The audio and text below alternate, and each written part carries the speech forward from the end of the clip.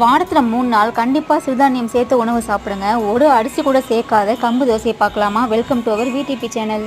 1 cup கம்பு, 1 cup பாசிப்பருப்பு, அரை கப்பு உளுத்தம்பருப்பு, ஒரே 1 ஸ்பூன் வெந்தயம் போட்டு நல்லா வாஷ் பண்ணிக்கோங்க. வாஷ் பண்ணிவிட்டு ஓவர் நைட்டு ஊற வச்சுருங்க. காலையில் எடுத்து பார்த்து அதை நல்லா நைஸாக அரைச்சிக்கோங்க. கிரைண்டர், மிக்ஸி எதில் வேணுமே அரைக்கலாங்க. நல்லா நைஸாக ஆகிடும். இப்போதைக்கு நீங்கள் உப்பு போடாதீங்க. மாவு நல்லா பொங்கி வந்ததுக்கப்புறம் அதை 8 மணி நேரம் நல்லா புளிக்க வச்சுட்டு அதுக்கப்புறமா உப்பு போடுங்க. அவ்வளோதாங்க. எப்போதும் தோசை பண்ணுற மாதிரி தோசை பண்ணிவிடுங்க. கம்பில் நிறைய சத்துக்கள் இருக்குங்க. அதுவும் இந்த சம்மர் சீசனில் சாப்பிட்டா ரொம்ப ரொம்ப குளிர்ச்சிங்க. இந்த மாதிரி கீ ரோஸ்ட் பண்ணி கூட சாப்பிட்லாம். அப்படி இல்லைனா நல்லெண்ணெய் ஊற்றி சாப்பிட்லாங்க. ரொம்பவே டேஸ்ட்டாக இருக்கும்.